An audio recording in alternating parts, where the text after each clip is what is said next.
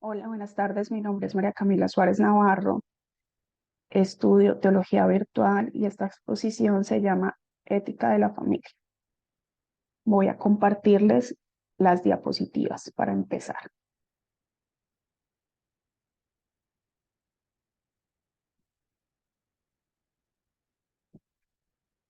Ok. Vamos al inicio. Muy bien.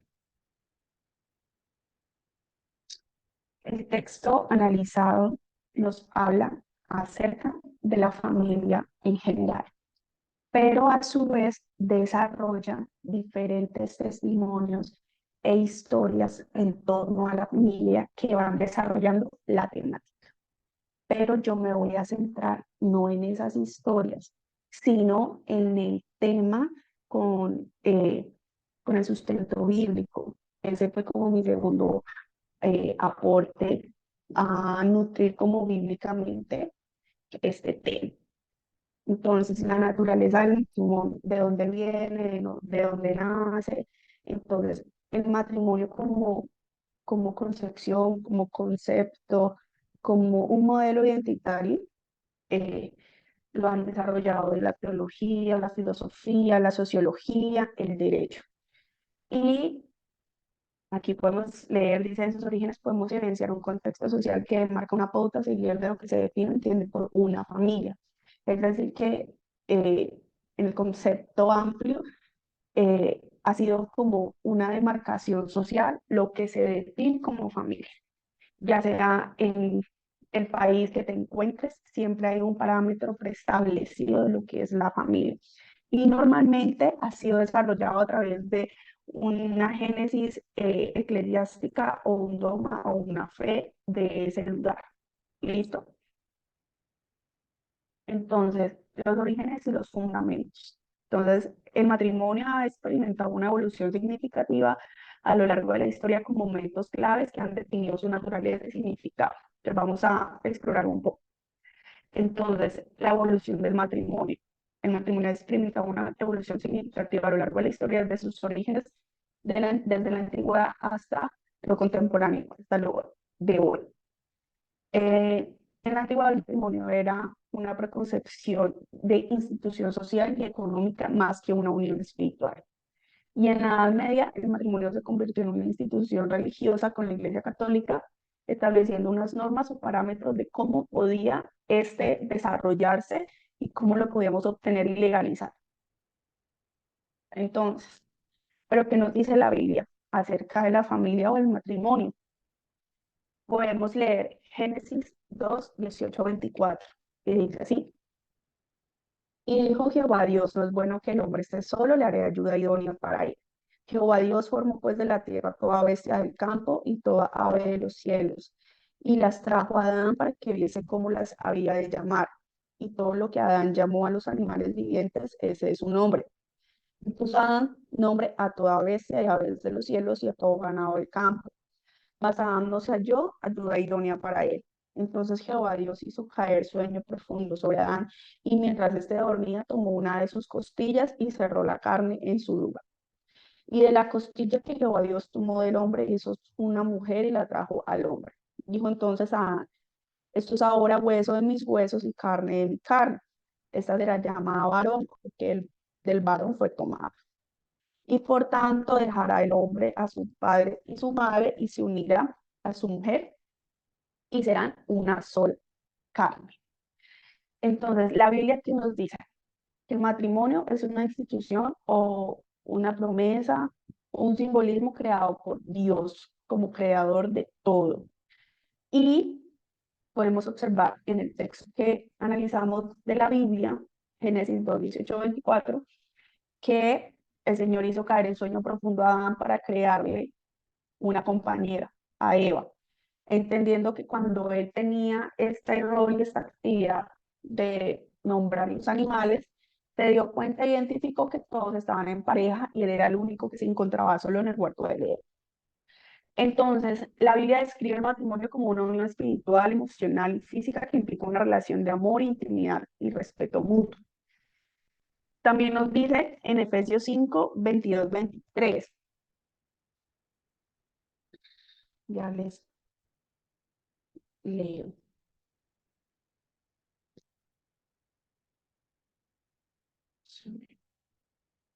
Se me perdió, pero ya, leo.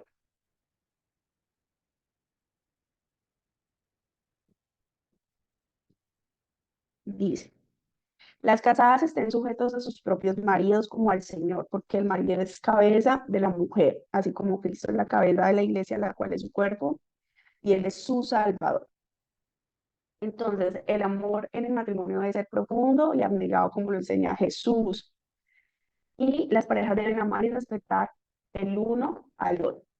Debemos tener en cuenta algo, por eso puse como una nota acá en esta diapositiva de importante, que el Concilio de Trento, celebrado en 1545 y 1563, fue un concilio ecuménico que se reunió para responder las críticas protestantes. Esto sucede después de todo el protestantismo para reafirmar la autoridad de la Iglesia Católica, y en ese concilio de ancianos y sacerdotes se estableció la categoría sacramental del matrimonio, es decir, que se elevó como ese pacto bajo como una cobertura eclesiástica, y se considera un sacramento, es decir, una institución divina que confiere gracia y salvación a los participantes. Entonces es como una relevancia que le dio a la Iglesia Católica. Propósitos del matrimonio. Entonces, el Señor estableció los propósitos del matrimonio, los cuales analizaremos a continuación. Esto es una información que nos sugiere el texto guía. Entonces, compañerismo, paternidad, expresión legítima del impulso sexual y crianza en un ambiente de amor, de los hijos en un ambiente de amor y aceptación. Perdón.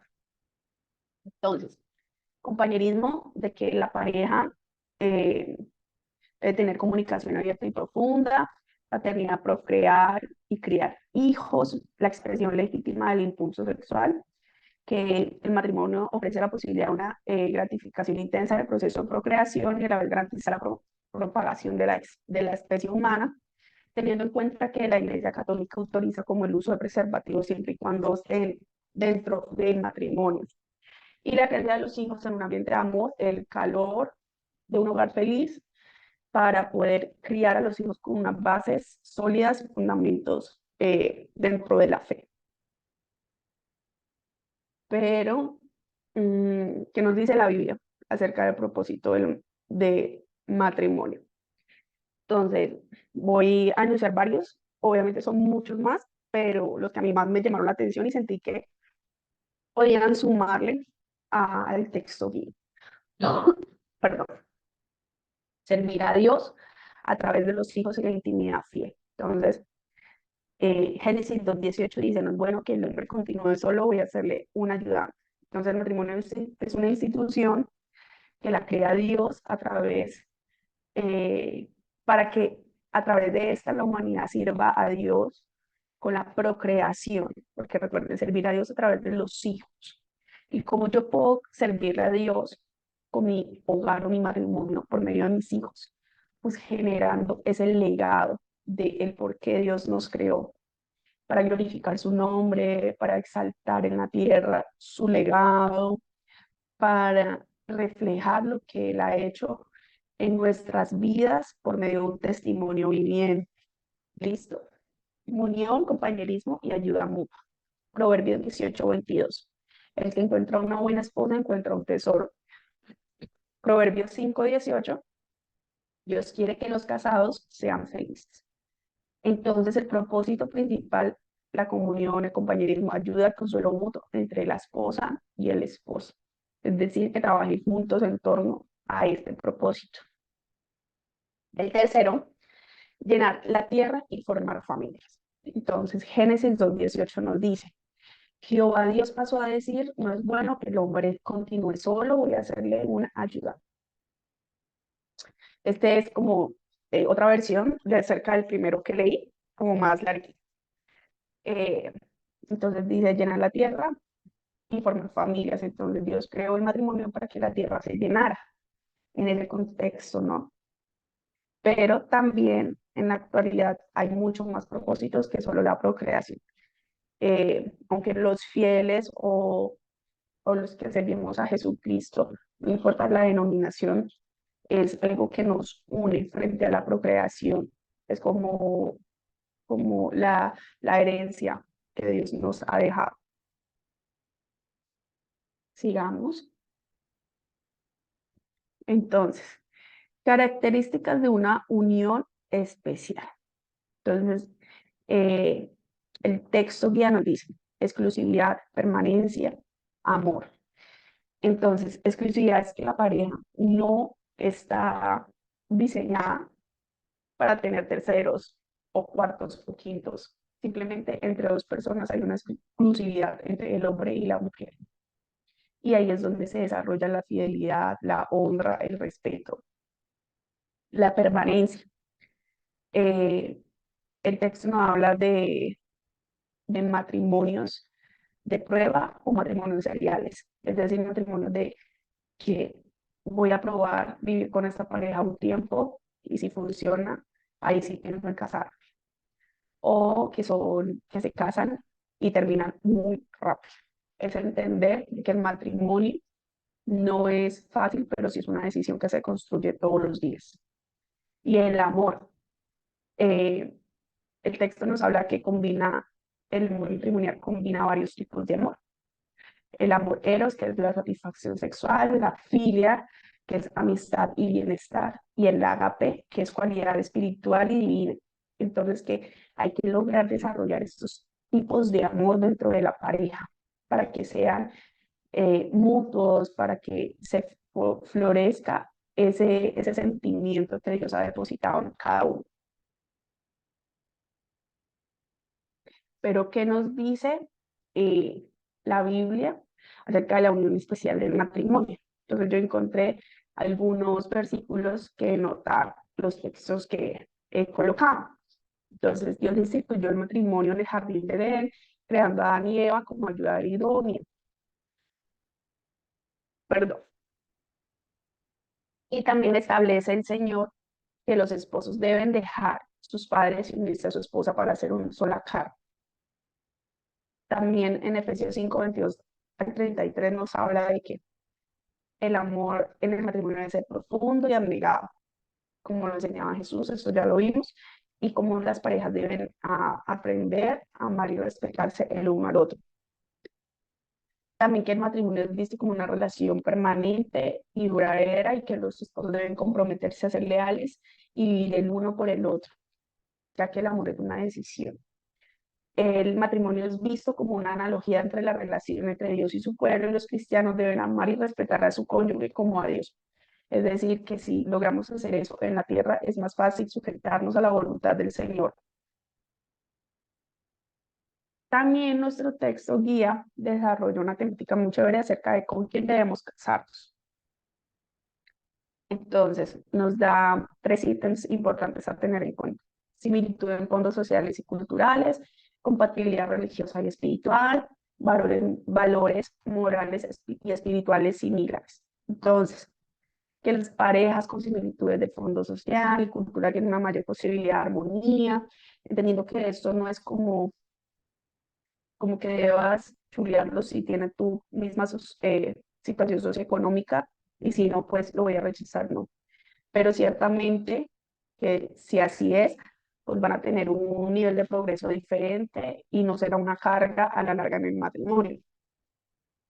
Compatibilidad religiosa y espiritual, que es importante que como hijos de Dios tengamos esas bases para elegir con una pareja en esa misma sintonía y no llegar a ser un yugo desigual. Teniendo en cuenta que el Señor dice que si ya nos unimos con un yugo desigual, no lo dejemos, simplemente sigamos en el proceso de amar y respetar valores morales y espirituales, entonces que las parejas compartan los mismos valores morales y espirituales similares para enfrentar mejor los desafíos del matrimonio, las decisiones venideras, los hijos, la educación. O sea, es un tema que de verdad interviene en la estabilidad del hogar. ¿Qué nos dice la Biblia? Entonces, la Biblia no proporciona una lista, no te dice, esta es la lista de chequeo para todos los hijos de Dios. Cúmplela paso a paso y obtendrás un matrimonio feliz y exitoso. No, pero nos da como unos lineamientos que si lo unimos podrían denotarse como puntos a reflexionar a la hora de tomar esa decisión. Yo puse una serie de versículos, vamos a irlos desarrollando. ¿Listo? Entonces tenemos Levítico 18, del 6 al 30. Entonces ningún varón se llegue a una pariente próxima alguna para descubrir su desnudez. Yo Jehová, la desnudez de tu padre o la desnudez de tu madre no descubrirás. Tu madre no descubrirá su desnudez, la desnudez de la mujer de tu padre no descubrirás, es la desnudez de tu padre. La desnudez de tu hermana hija o de tu padre hija de tu madre nacida en casa o nacida afuera, su desnudez no descubrirás.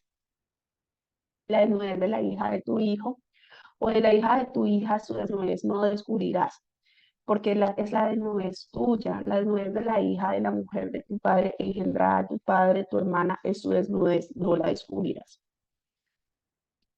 Perdón, la desnudez de la hermana de tu padre no descubrirás, es pariente de tu padre. La desnudez de tu hermana de la hermana de tu madre no descubrirás, por pariente de tu madre es. La desnudez de tu hermano de tu padre no descubrirás, no llegarás a su mujer, es mujer del hermano de tu padre. La desnudez de tu nuera no descubrirás, mujeres de tu hijo no descubrirás su desnudez. La desnudez de la madre, de la mujer de tu hermano no descubrirás, es la desnudez de tu hermano, la desnudez de la mujer y de su hija no descubrirás.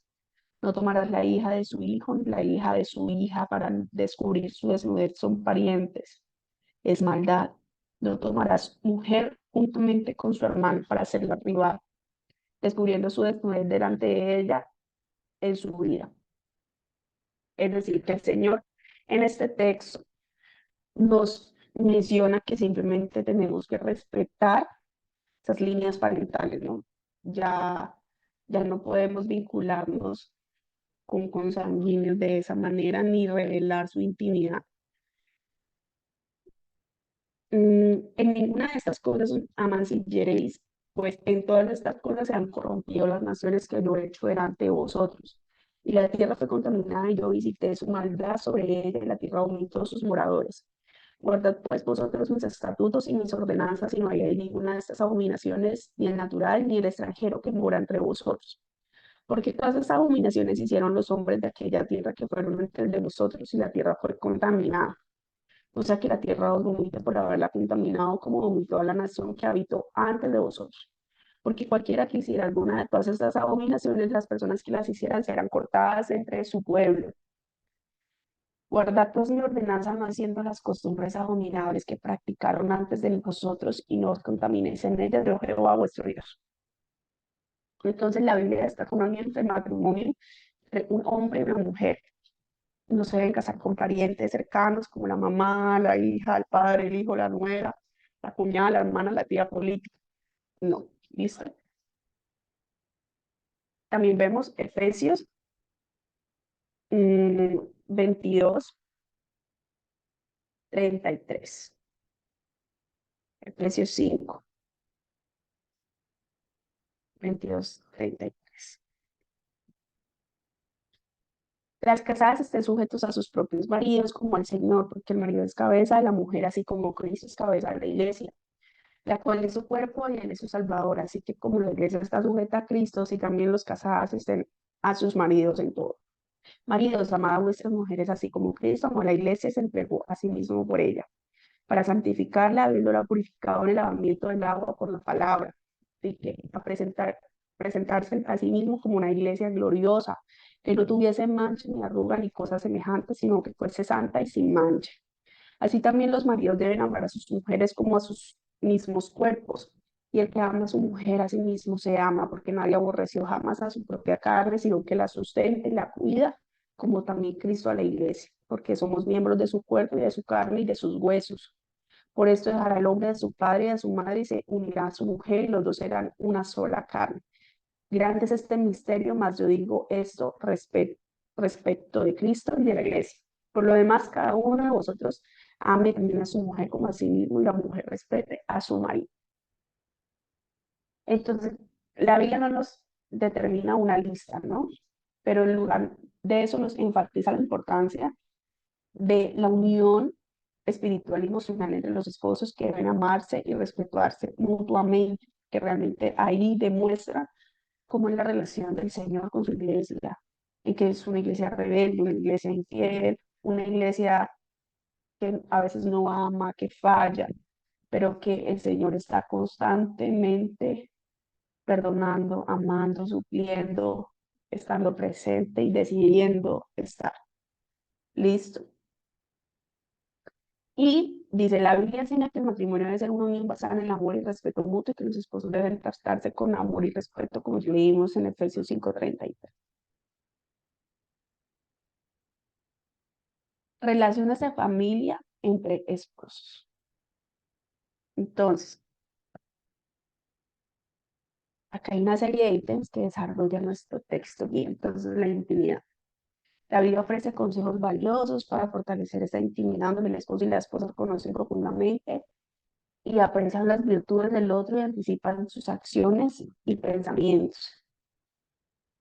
Además, se advierte sobre los obstáculos para la intimidad, como las contiendas, la importancia de evitar enlaces extramaritales, rescata la bendición de disfrutar la compañía de pareja desde la juventud para mantener la intimidad del matrimonio. Eso lo podemos ver en Proverbios 5:18. También el amor mutuo, que es una cualidad y algo a rescatar entre los esposos para así tener un compromiso permanente y que ninguno de los dos se abandone. La sumisión mutua es un tema que en el texto guía nos dice que es de alto desarrollo, que es muy debatido. Todas las iglesias tienen como una postura diferente, pero es entender que es un respeto, no es una esclavitud, no es una falta de derechos, es entender el rol que Dios designó a la mujer. Sexo en el matrimonio, entonces es la actividad física que es un enlace de almas, por eso el Señor establece que debe ser dentro del matrimonio. La concepción. Entonces, la Iglesia Católica Romana prohíbe el uso de medios anticonceptivos, mientras que la mayoría de los evangélicos considera que es un privilegio y deber de los matrimonios limitar el número de hijos, es decir, ser responsables a la hora de concebir, que la pareja debe tener una planeación ante este tema. Pero entonces también nos establece qué tipo de relaciones deben generarse los padres y los hijos. Entonces, que los padres tienen responsabilidades de educarlos bajo la enseñanza bíblica, las verdades del cristianismo. También deben tener una vocación para conversión, es decir, que a través de sus acciones y su testimonio en casa, los hijos puedan identificarse con el credo y la fe. Eh, También proverbios, ahí yo puse como diferentes textos bíblicos que soportan cada ítem. Entonces, Proverbios nos dice que debemos corregir a nuestros hijos mientras haya esperanza, es decir, mientras tú puedas tener esa autoridad frente a ellos y que claramente no debemos aprender a diferenciar qué es un castigo, qué es un abuso. Eh, y los hijos y los padres deben estar como al día, en tono, sin miedo, sin pena y con autoridad bíblica y con autoridad de ser hijos de Dios a responder todas las preguntas que tengan los hijos respecto al sexo, respecto al futuro, respecto a todas las temáticas. Porque si bien el hogar es el primer templo de comunicación de los hijos con los padres, es importante tenerlo fuerte para que estos no salgan al mundo y sean llenados como con conocimiento o conceptos que no van en torno a esa guía y a esa enseñanza en el hombre con respecto a los valores morales y éticos de la familia. El divorcio. Eh, Ahí dice como que el ideal bíblico, pero realmente es como el diseño establecido del Señor. No, no contempla el matrimonio entre eso, pero Jesucristo establece que no, no se concede, pero sí llega a haber infidelidad, la persona queda en libertad de poderlo hacer. ¿Listo? Pero pues también podemos ver que en Malaquías, dice Malaquías dominó la práctica, abandonar a las esposas, de casarse con mujeres extranjeras, más jóvenes, afirmando que Dios aborrece el matrimonio. Pero yo creo que también debemos entender un poco el contexto bíblico, entendiendo que son personas judías y ellos tienen diferentes formas de proteger esta entidad matrimonial. Entonces ellos tienen diferentes parámetros que claramente los cristianos en la actualidad no los desarrollamos, pero es importante entender que si Dios delegó eso en el texto bíblico es porque podríamos tenerlos en cuenta. Entonces, las leyes en la mayoría de los países permiten el divorcio por una variedad de razones, incluyendo el adulterio, la embriaguez, el uso habitual e incurable de drogas, estupefacientes, el maltrato, la incompatibilidad, la homosexualidad y el abandono. Digamos, eso es lo que la actualidad vemos en general. La Iglesia Católica Romana tradicionalmente ha declarado que el matrimonio es un sacramento indisoluble. Y según informes que pues, hemos revisado, critican a los evangélicos por fomentar el divorcio, es decir, porque se separan y se casan sin un control. Mm, pero en la actualidad también en la Iglesia Católica se puede disolver el matrimonio religioso. ¿Listo? Entonces, conclusiones de todo lo que leí y aprendí en este capítulo.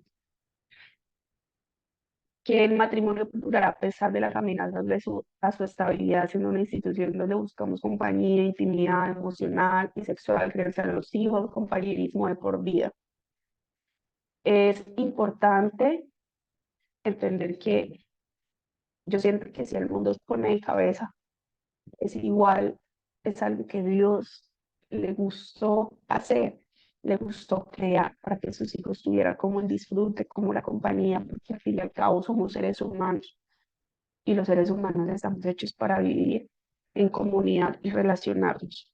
Y estos pequeños núcleos de comunidad se forman a través de hogares, es decir, de dos personas, hombre, mujer y sus hijos. Son núcleos de hogar.